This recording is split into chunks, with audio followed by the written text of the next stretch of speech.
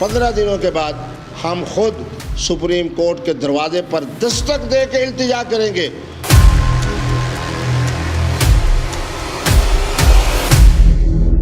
اور قطعی طور پر کسی کو اجازت نہیں دی جا سکتی کہ وہ اللہ کے نظام فطرت کے اندر مداخلت کرے۔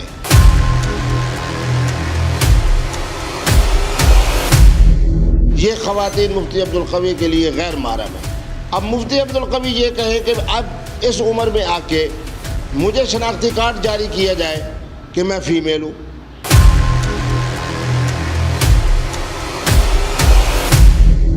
آئین پاکستان میں یہ بات لکھی ہے کہ پاکستان میں کوئی ایسا ایکٹ اور بل منظور نہیں ہو سکتا جو قرآن و سنت کے منافی ہو۔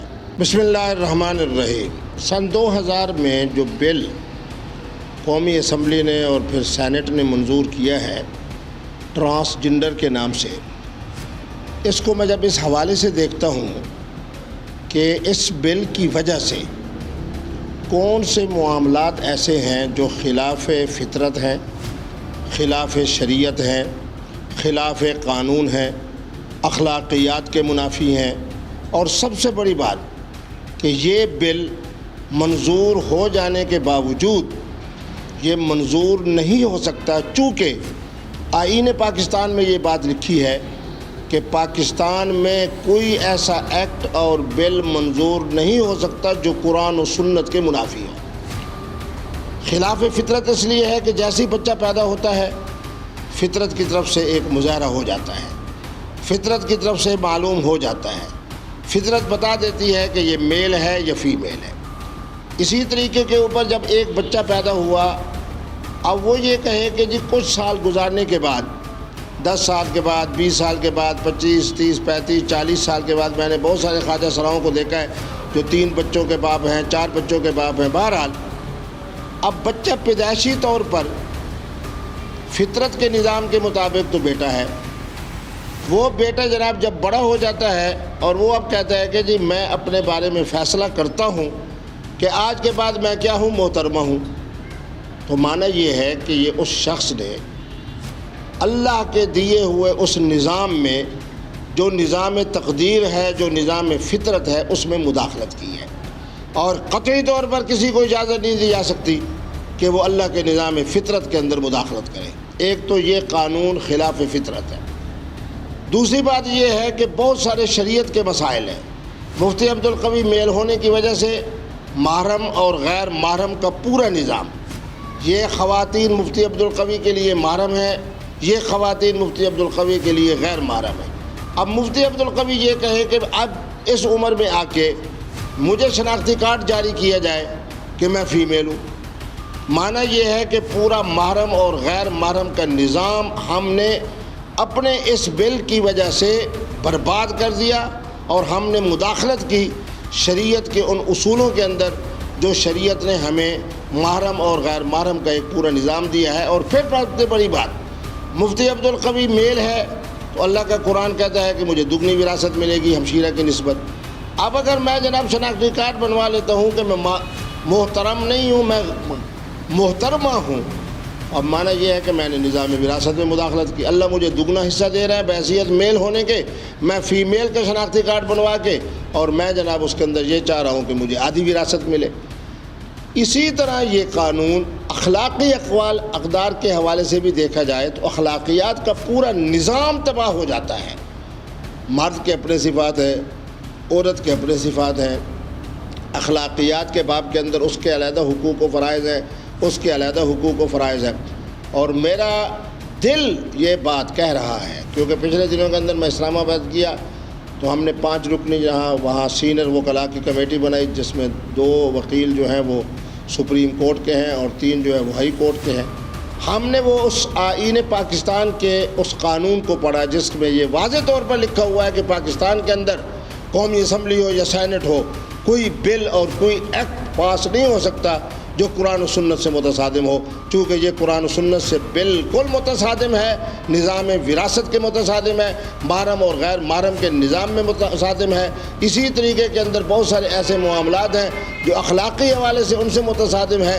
تو اس لیے مجھے یقین ہے، میں نے اپنے پروگرام اور آج کا آپ کے پروگرام کے توسط سے بھی محترم چیف جسٹس آف پاکستان سے کہتا ہوں کہ خدا را اس کے بارے میں خود سو موٹو نوٹس لیں. اگر وہ نہیں لے رہے تو ہماری وکلاء کی ٹیم اس پر کام کر رہی ہے. 15 دنوں کے بعد ہم خود سپریم کورٹ کے دروازے پر دستک دے کے التجا کریں گے کہ خدا را پاکستان ایک اسلامی مملکت ہے، اس میں کوئی قانون آئین پاکستان سے جو متصادم ہو وہ منظور نہیں ہو سکتا. ہمارے جو ممبران اسمبلی ہیں، میں یہ ان پہ وہ نہیں کہتا، بہرحال سادگی کی وجہ سے یا بھلپ کی وجہ سے، اور بڑی افسوسناک بات یہ ہے کہ جس دن یہ بل پاس ہوا ہے اس میں 7 ممبران قومی اسمبلی مولانا فضل الرحمان صاحب کے بھی موجود تھے. تو بہرحال تمام جماعتوں نے مل کر متفقہ طور پر اس بل کو انہوں نے منظور کیا ہے. مجھے یقین ہے کہ سپریم کورٹ آف پاکستان اس بل کو اور اس ایکٹ کو ختم کر دے. دیکھیں جی، خواجہ سرا اس بات پر گواہی دیں گے کہ ہمیشہ مفتی عبدالقوی نے ان کے حقوق کے حوالے سے آواز اٹھائی ہے، حقوق کے حوالے سے آواز اٹھائی ہے. اور میں ہی وہ خوش نصیب ہوں جس نے کہا کہ خواجہ سرا کون ہے؟ اشرف المخلوقات ہے. خواجہ سرا کا احترام ہے، اسلامی ریاست کے اندر ان کا ایک مقام ہے. جس طرح محترم کا احترام ہے اسی طرح محترمہ کا بھی احترام ہے. خواجہ سرا نہایت ہمارے لیے محترم ہے. بیت اللہ کے اندر میں نے سن 65 سے لے کے اب تک خواجہ سرا کو دیکھا جو وہاں کے پورے نظام کو سنبھالتے ہیں، پورے نظام کو سنبھالتے ہیں. بہت سارے ہمارے علماء گزرے ہیں جو خواجہ سرا تھے. خواجہ سرا جو ہے ان کے حقوق کے بارے میں اگر یہ بل ہوتا تو اس کے اندر یہ باتیں نہ ہوتی جو میں نے کہی ہیں. خواجہ سرا ہمارے ساتھ ہیں، ہم خواجہ سرا کے ساتھ ہیں. خواجہ سرا کے حقوق کی جو بات ہوگی ہم ان کے ساتھ ہیں. ان کے حقوق کے تحفظ کے حوالے سے، ان کے ملازموں کے حوالے سے، ان کے شناختی کارڈ کے حوالے سے جو ان کے مطالبات ہیں ہم ان کی تائید کرتے ہیں. اور ہم کہتے ہیں کہ خواجہ سرا بھی بہرحال اللہ کے نظام فطرت کے مطابق ایک مخلوق ہے، ان کا بھی جائز مقام ہونا چاہیے، ان کا احترام ہونا چاہیے. خواجہ سرا شرعی طور کے اوپر حرمین شریفین کا سفر کر سکتا ہے، عمرے کی سعادت حاصل کر سکتا ہے، حج کی سعادت حاصل کر سکتا ہے. میرے اپنے پاکستان کے بہت سارے خواجہ سرا ہیں جو حاجی کے نام سے معروف ہیں، انہوں نے کئی بار حج بھی کیا ہے، عمرے کی سعادت بھی حاصل کی ہے. اگر پاکستان کے اندر اس طرح کی کوئی شق ہے جس کی وجہ سے وہ بیچارے عمرہ نہیں کر سکتے یا حج نہیں کر سکتے، یہ ان کے ساتھ بہت بڑی زیادتی ہے. جس طرح محترم پہ اور محترمہ پہ حج فرض ہے جو صاحب استطاعت ہو اور عمرہ واجب ہے، اسی طرح خواجہ سرا پر بھی صاحب استطاعت ہونے کی صورت میں حج فرض ہے اور عمرہ واجب ہے. عوام کو میں یہ بات کہوں گا کہ یہ بات کہیں کہ اس میں ہم جنس پرستی کا خدشہ ہے. یہ بات کہیں کہ ہو سکتا ہے کہ ایک جناب لڑکا جو ہے وہ بڑا ہو کے کہہ دے جی میں لڑکی ہوں اور شناختی کارڈ بن جائے، ہو سکتا ہے کہ کسی اور لڑکے سے اس کی شادی ہو جائے. یہ خدشے ہیں. اپنے اندر اشتعال پیدا نہ کریں، سکون سے رہیں. یہ پاکستان ہے، اس میں کوئی نکاح خان ایسے نکاح کو نہیں پڑھائے گا. خدشوں کی بنیاد کے اوپر اپنے اندر اشتعالی کیفیت پیدا نہ کریں. پاکستان ماشاءاللہ اسلامی ملک ہے، اس میں اسلام کی بالادستی ہوگی. کسی طرح کا ہم جنس پرستی اس بل کی وجہ سے نہیں ہوگی. نہ کوئی لڑکا دوسرے لڑکے سے شادی کرے گا، نہ کوئی لڑکی دوسری لڑکی سے شادی کرے گی. جو اس بل کے اندر خرابیاں تھیں وہ میں نے بتا دی ہیں. بہرحال ان چیزوں کا جس کے طرف عوام جا رہے ہیں ہم کہہ سکتے ہیں کہ یہ خدشہ ہے، لیکن ذہن میں رہے کہ ہم مسلمان ہیں، پاکستان ایک اسلامی ریاست ہے. انشاءاللہ یہ ان کا یہ خدشہ جو ہے یہ تقریباً اس پر ناممکن ہے عمل ہونا، اور عوام پرسکون رہیں. انشاءاللہ العزیز پاکستان کے اندر آپ جیسے مسلم عوام، باغیرت عوام زندہ و تابندہ ہیں، تو انشاءاللہ اس طرح کے خدشات کے اندر عمل نہیں ہو سکے گا. میں تمام دیکھنے والوں کو یہ بات کہوں گا کہ خدا را، اور خاص طور پہ اپنے مذہبی لوگوں کو کہوں گا کہ جنون کی طرف نہ جائیں. وہ جی کیا ہے جی اس کے اندر ہم جنس پرستی ہے، وہ جی اس میں کیا ہے جی اس کے اندر جناب ایک کا دوسرے سے ایک طرح کی شادی کا وہ ہو جائے گا.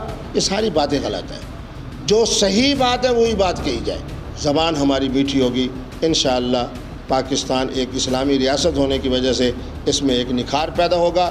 انفرادی طور پر بھی انسانوں میں جو ہے اس کے اندر نکھار پیدا ہوگا، اور اجتماعی طور پر بھی یہ ہماری قوم بہترین قوم